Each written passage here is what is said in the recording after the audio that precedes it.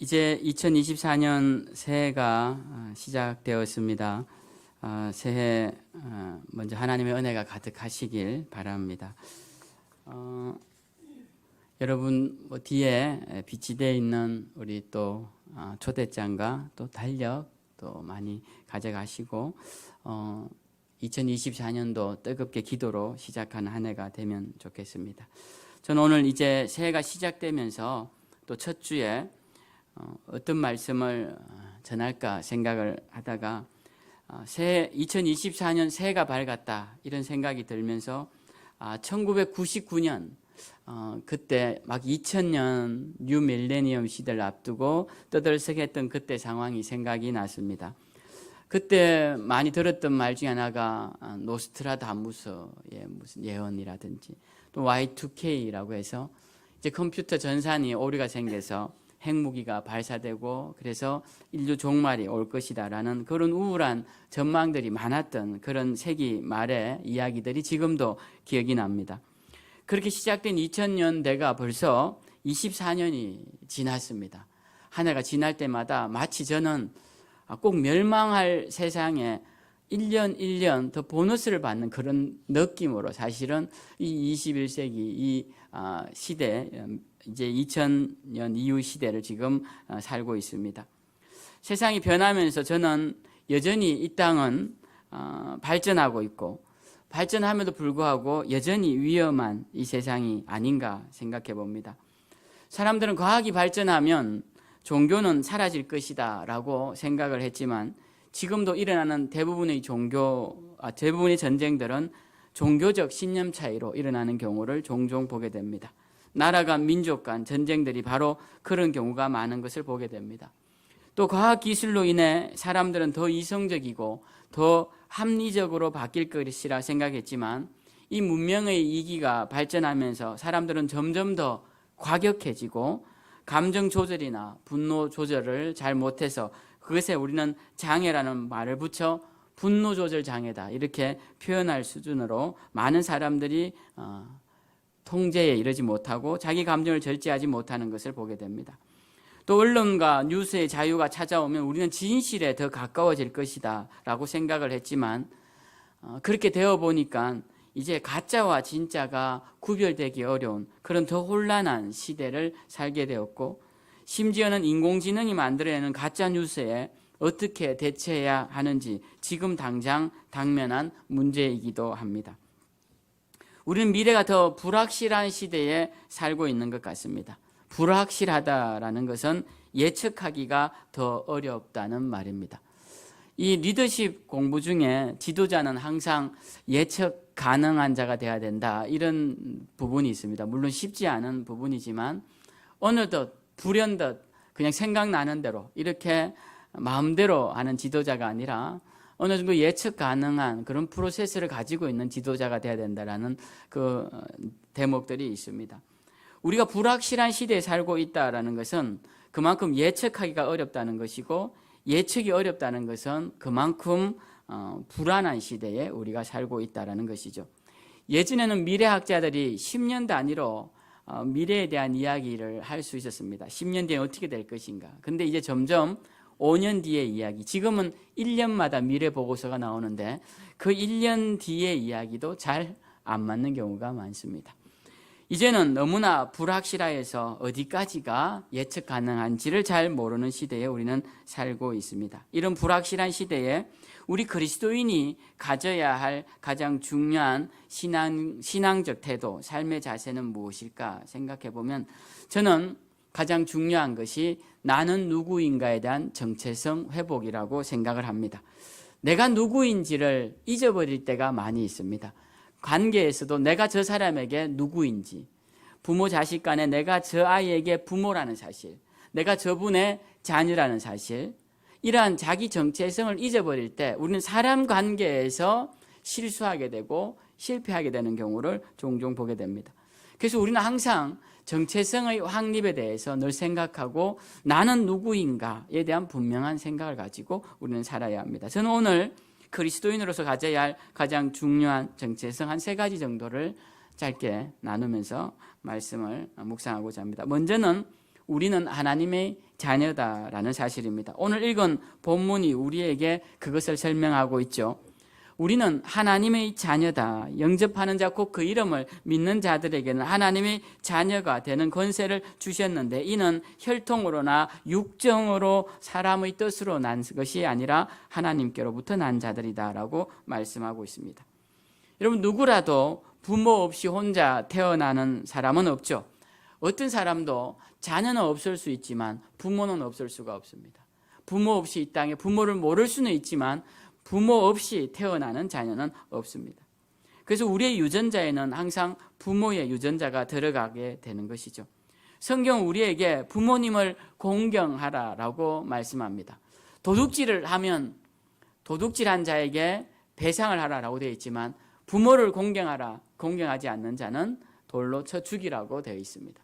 그러니까 우리가 십계명을 읽을 때 모든 계명이 다 똑같지 않느냐 이렇게 말씀하실 수도 있지만 그 계명을 어겼을 때 주어지는 형벌은 다르다라는 것이죠. 그 형벌에 따라 그 죄의 중함도 다를 수밖에 없는 것이죠. 우리는 부모님을 공경해야 합니다. 육체적인 부모님 없이는 우리가 살 수 없기 때문에 존재할 수 없기 때문에 그렇죠.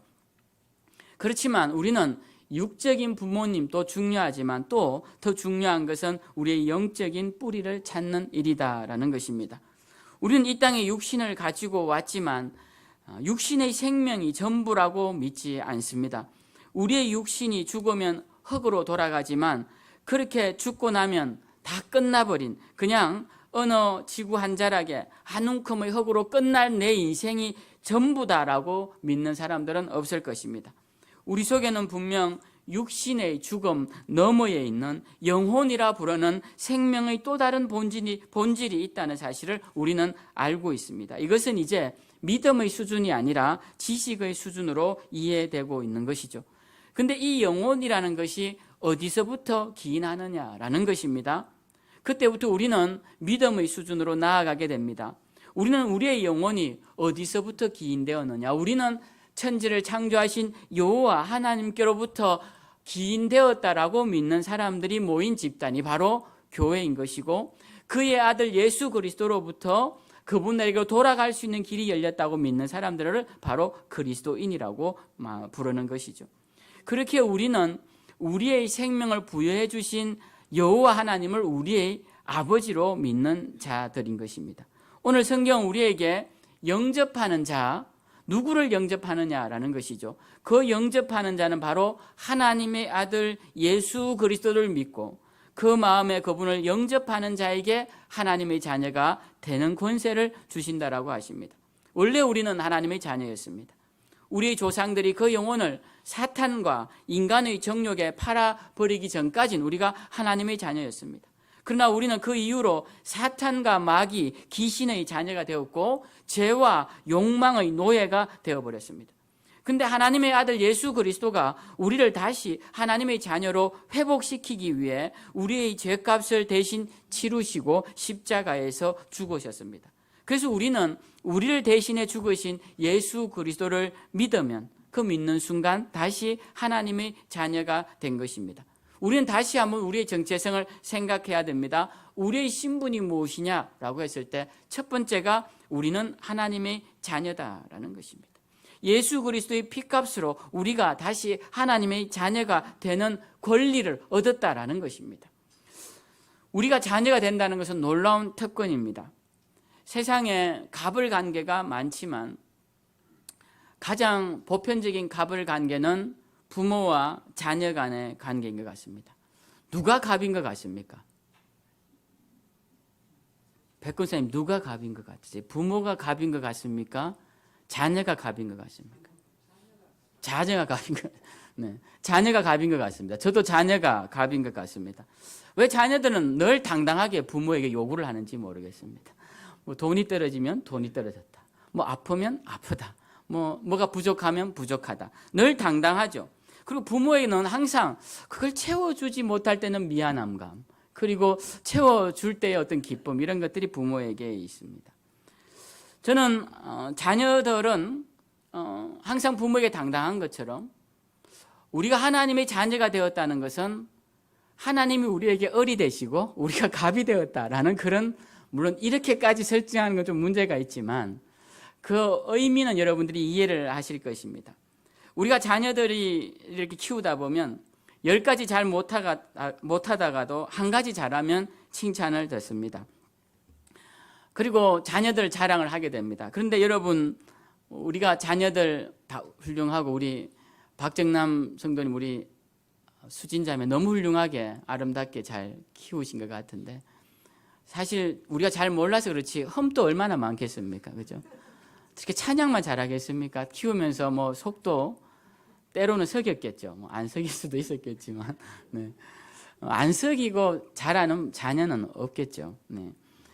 우리가 자랑할 것만 있는 게 아니라 부족한 것도 자녀들 많습니다. 그래서 여러분, 저는 자랑도 잘 안 하지만 자랑할 것도 많이 없지만 또 부족한 것이 많기 때문에 그걸 다 할 수 없는 것이죠. 근데 자녀들을 보면 어떤 생각이 드냐면 10가지 부족한 걸 잊어버리고 한 가지 잘하는 게 되게 자랑스럽습니다. 그 잘하는 것이 되게 자랑스럽고 그걸 막 말하고 싶어요. 우리 그걸 참 잘하는데 10가지 부족한 걸 생각하지 못하고 또 그걸 기억을 못하죠. 하나님이 우리를 자녀 삼으신다는 것, 바로 그런 의미가 있습니다. 하나님이 이 세상을 만드실 때는요, 질서를 세우셨습니다. 이 창조라는 말 속에는 질서가 들어가 있는 것입니다. 하나님의 창조물이라는 그 이름 속에는 이 코스모스라는 말 속에는 질서라는 말이 들어가 있어요. 근데 하나님이 이 천지를 창조하실 때 그 질서 중에 하나가 자녀를 향한 모성애와 부성애입니다. 자녀를 향한 모성애와 부성애. 그래서 모든 생명 있는 존재들은 다 이걸 가지고 있습니다. 이 본능은 하나님이 우리에게 주셨어요. 근데 왜 주셨냐 하면 생명을 존속시키기 위해 주신 겁니다. 그래서 부모는 자녀를 위해 희생하고 자녀가 더 잘 살기 위해 거름이 되는 삶을 아낌없이 행하는 것이 하나님이 우리에게 주신 본능적 요소인 것입니다. 특별한 요소가 아니죠. 근데 이러한 하나님이 주신 요소는 하나님과 우리와의 관계에도 적용됩니다. 하나님은 우리를 하나님의 자녀라고 말씀하신 순간 우리에겐 한없이 나약한 분이 되시고 만다라는 것입니다. 그래서 하나님은 웬만한 것 다 들어주십니다. 믿으십니까? 하나님은 우리의 아버지이시고 우리가 하나님의 자녀이기 때문에 웬만한 건 다 들어주십니다. 그 웬만하면 다 기다려주십니다. 오늘 찬양에도 아까 수진자매 부른 찬양에도 나왔지만 네가 나를 버려도 나는 너를 버리지 아니할 것이다.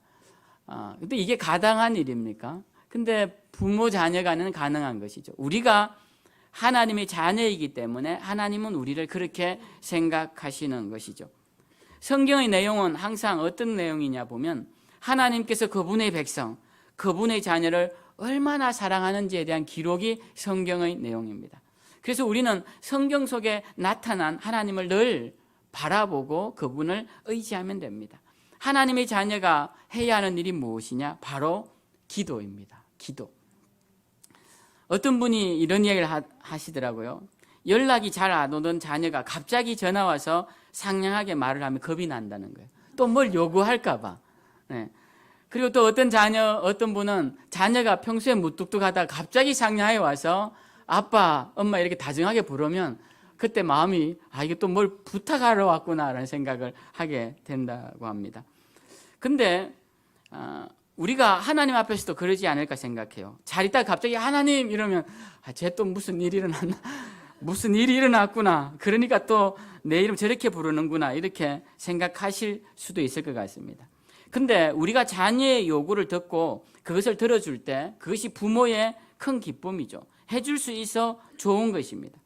하나님도 마찬가지입니다. 우리가 하나님 하고 외칠 때 하나님께 나아올 때 저놈 또 나왔네 라고 하시지만 그러시면서도 나아오는 걸 좋아하십니다. 나와서 그래도 하나님 부르면서 하나님 앞에 고민을 털어놓는 걸 좋아하십니다. 자기 고민 혼자 붙잡다가 포기하거나 절망하거나 사방벽이 막혔다고 인생을 끝내는 것, 그 하나님 기뻐하시는 것이 아니죠. 어떤 상황에서도 하나님께 나와서 기도하는 걸 하나님이 기뻐하시고 그럴 때 하나님은 사방이 막히면 위로라도 뚫린 문을 우리에게 허락하시는 분이심을 믿으시기 바랍니다. 그래서 우리는 늘 하나님께 나오는 걸 주저하지 마십시오. 염치도 좋다 이런 말 들어도 괜찮습니다. 여러분. 염치도 좋네. 어떻게 지금까지 세상 가운데 저렇게 살다가 이제 저렇게 주님 앞에 나오지 싶어도 괜찮습니다. 다 하나님 앞에서는 염치 좋게 나오는 겁니다. 그래서 우리가 2024년을 시작하며 나는 하나님의 자녀다라는 사실을 기억하고 어떤 상황에서도 올 한 해 주님께 나오는 일을 내가 열심을 내야겠다. 그렇게 다짐하는 우리가 되어야 할 것입니다. 두 번째로는 우리가 누구인가 했을 때 우리는 하나님의 동력자들입니다. 동력자들. 여러분 아이들이 자라면 이제 성인이 되죠. 그러면 부모가 자녀들에게 도리어 배우게 됩니다. 이거 어떻게 하니? 늙으신 부모님들이 묻죠. 집안에 어려운 일이 생기면 자녀들과 의논합니다. 그리고 자녀들이 중추적인 역할을 해서 그 문제를 해결합니다. 왜 그렇습니까? 이제는 부모와 같은 동력의 개념으로 그 아이들이 성장했기 때문에 그렇습니다. 우리는 하나님 앞에서도 마찬가지입니다. 하나님의 은혜를 받는 자녀에서 우리는 하나님께로 동력하는 동력자의 자세로까지 나아가야 한다는 것입니다. 동력자는 같은 마음으로 같은 곳을 바라보며 같은 발걸음으로 같은 방향을 향해 나아가는 것이죠. 우리는 모두 하나님의 동력자들입니다. 동력자 이렇게 표현할 때 자주 쓰는 예 중에 하나가 이 식사의 비유입니다. 우리가 밥을 먹으러 갑시다. 뭐 좋아하십니까? 저는 중국집 음식을 좋아합니다. 저는 일식집 음식을 좋아합니다. 저는 설렁탕집 좋아합니다. 뭐 이렇게 여러 가지 의견을 내놓습니다. 그래서 그럼 우리가 막 의견을 조율하다가 좋습니다. 곰탕 먹으러 갑시다. 해서 이제 곰탕집으로 갔어요. 곰탕집에 갔는데 사람들이 먹으면서 그럽니다. 이 곰탕이 왜 이리 맛이 없어? 그러면서 다 먹고 나오면서 에이 짜장면이나 먹을 걸 그랬네. 그렇게 하고 나왔다면 여러분 어떨까요? 그 사람들은 동력자가 아닌 것입니다. 그러니까 의견을 낼 때 여러 의견을 낼 수 있지만 의견이 정해져서 그 일을 하기로 했으면 함께 그 일을 하는 사람들이 동력자이지 먹기는 실컷 잘 먹고 우리 원로 사모님 보니까 생각이 나는데 원로 목사님이 예전에 음식을 잘 드시고는 마지막에 물 한 컵을 딱 드시더니 물맛이 제일 좋네 그러셨대요. 그 말씀을 저한테 하시면서 사모님이 어떻게 저럴 수가 있냐고 사람이 저한테 막 한탄했던 말씀이 생각이 나네요. 여러분 우리가 그렇습니다. 마음을 하나로 정하기 전까지는 의견을 낼 수 있지만 마음을 정해서 가기로 했으면 힘들 때 서로 의지가 되는 사람들이 돼야 되지 가는 길에 내내 불평하는 사람은 아니다라는 것입니다. 사실 한 마음이라는 개념은 이 음식점 비유보다 더 중요한 개념이 있습니다. 서로 같은 편이라는 개념이에요. 같은 편. 여러분 같은 편은 어떤 겁니까? 내 편이 지면 막 속상해하고 내 편이 이기면 막 환호하죠. 우리가 축구 경기할 때 같은 편이 되어 있습니다. 우리나라 팀은. 그게 같은 편이에요. 동력자가 곤란한 일을 당하면 같은 마음이 되어서 함께 마음이 아파하고 조롱당하는 모습을 보면 함께 괴로워하고 좋은 일이 있으면 함께 기뻐하는 것이 바로 동력자의 모습입니다. 이 예를 열왕기상에 나오는 말씀으로 짧게 예를 하나 들고자 하는데요. 이 아합이라는 왕이 있었습니다. 북이스라엘에. 이 왕은 하나님 앞에 불순종하기로 유명했지만 또 마음이 유약하기로도 유명한 왕이었습니다. 그런데 하나님이 이 아합 왕을 불쌍히 여겨서 아람 군대와 싸울 때 이기게 해주셨어요. 이 아람 군대는 그 당시 지금 시리아 지역인데요. 이 아람 군대는 늘 그 당시 그 강대국으로 남아 있었던 나라입니다. 아람 왕은 아람 군대는 그래서 고대 건동 지방의 그 언어는 대부분 아람어를 썼습니다. 그 당시에는 예수님도 아람어를 쓰셨죠. 그 아람은 예로부터 강대국이었습니다. 그런데 그 아람 왕 베나닷이 이 전쟁에서 졌어요. 아합과의 전쟁에서. 졌더니 사람들이 이 아람 군대 사람들이 이런 이야기를 합니다. 왕이시여, 이 아람 사람들이 하는 말입니다.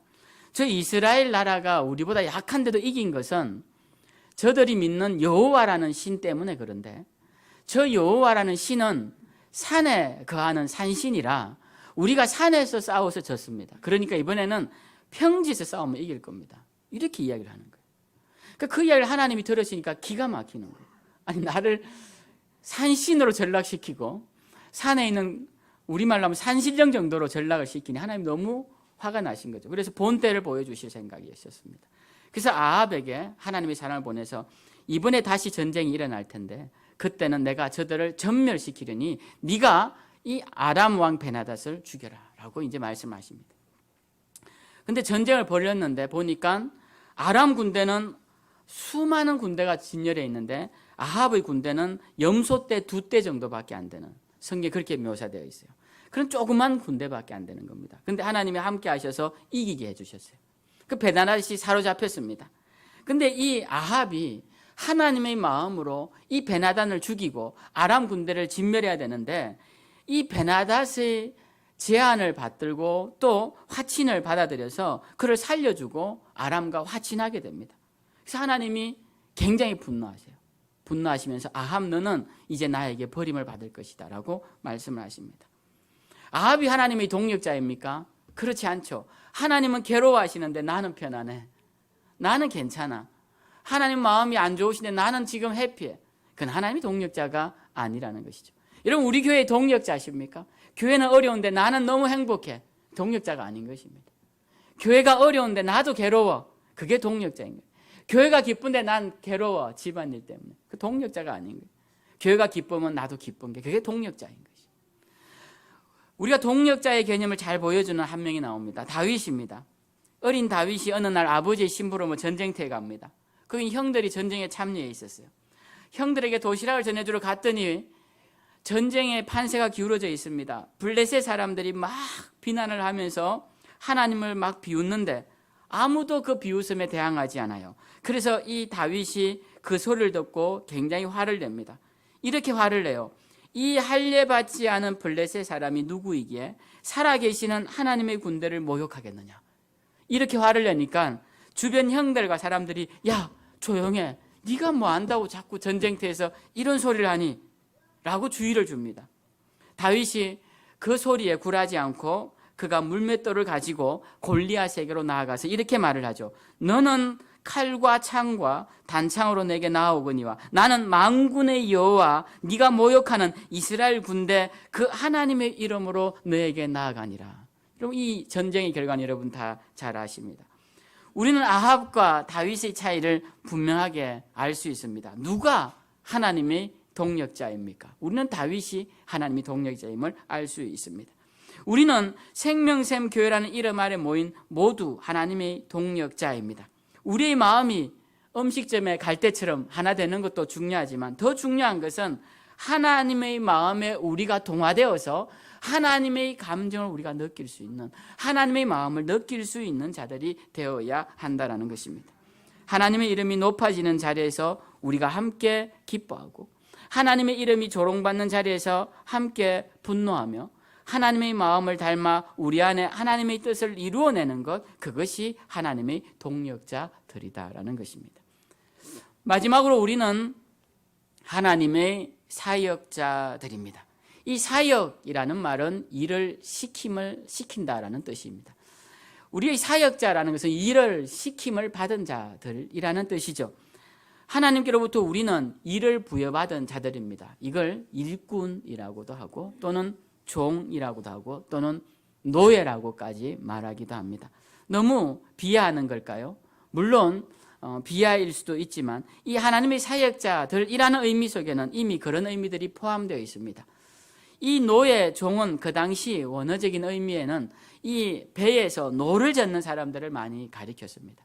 이 노를 젓는 사람들은요, 자기 의사가 없습니다. 언제 노를 져야 되냐면 북소리에 노를 져야 합니다. 북을 치면 노를 젓고 북을 치면 노를 젓고, 그래서 북 치는 사람의 장단에 맞춰서 노 젓는 사람의 속도가 정해지는 것입니다. 자기 의지가 없어요. 자기 의지는 오직 북소리에 따르는 것뿐입니다. 우리가 하나님으로부터 사역자라는 개념, 너무 제가 강하게 말씀드리는 건지 모르겠지만 이런 의미가 들어가 있다는 거예요. 순종의 의미가 들어가 있고 하나님이 원하시는 일을 하는 모습이 들어가 있다는 것입니다.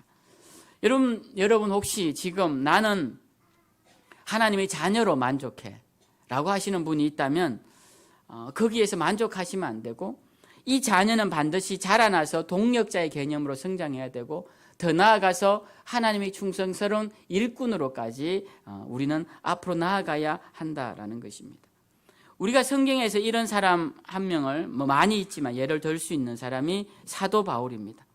사도 바울은 예수님을 만난 후에 예수님의 은혜에 감격한 삶을 삽니다. 그리고 예수님의 마음을 닮아 그 마음을 전하며 그는 내 몸에 그리스도의 십자가의 흔적을 남기고 싶다라고까지 말할 정도로 그리스도와 하나 되기를 원하는 자였습니다. 그리고 그는 마지막 인생을 끝낼 무렵에 로마로 잡혀가기 전에 이런 고백을 합니다. 나의 달려갈 길은 주 예수 그리스도께로부터 받은 사명, 하나님의 은혜의 복음을 전거하는 일입니다. 저는 이 사명을 감당하기 위해 생명도 목숨도 아끼지 않고 달려가겠습니다. 이게 사도 바울의 고백이었습니다.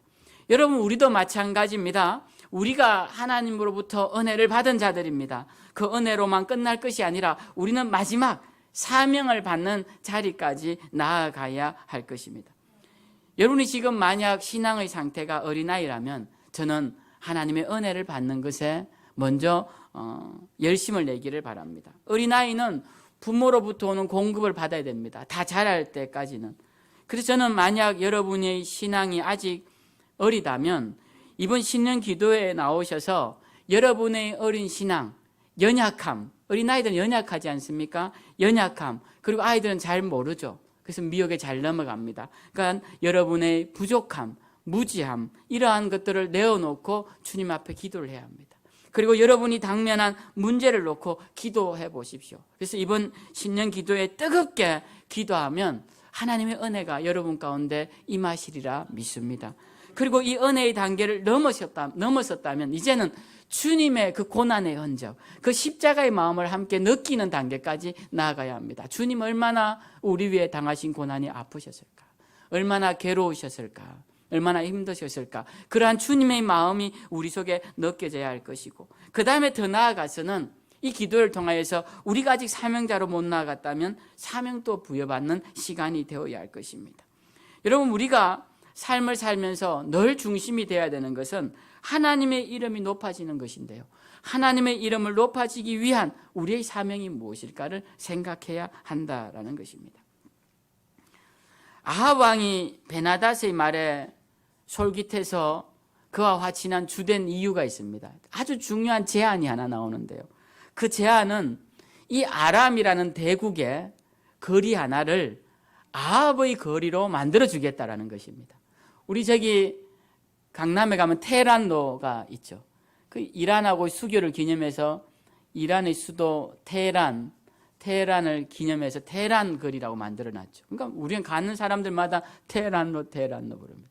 거기를 아합의 거리로 만들어주겠다는 거. 아합로.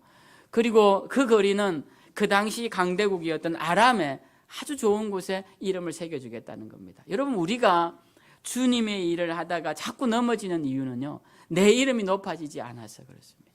내 이름이 높아지고 싶은데 내 이름이 안 높아지는 것에 우리가 자꾸 실족하게 된다는 거예요. 근데 우리는 신앙 자체가 주님의 이름을 높이는 것에 항상 초점이 맞춰져야 할 것이고 그 일을 위해 헌신된 자들이 되어야 할 것입니다.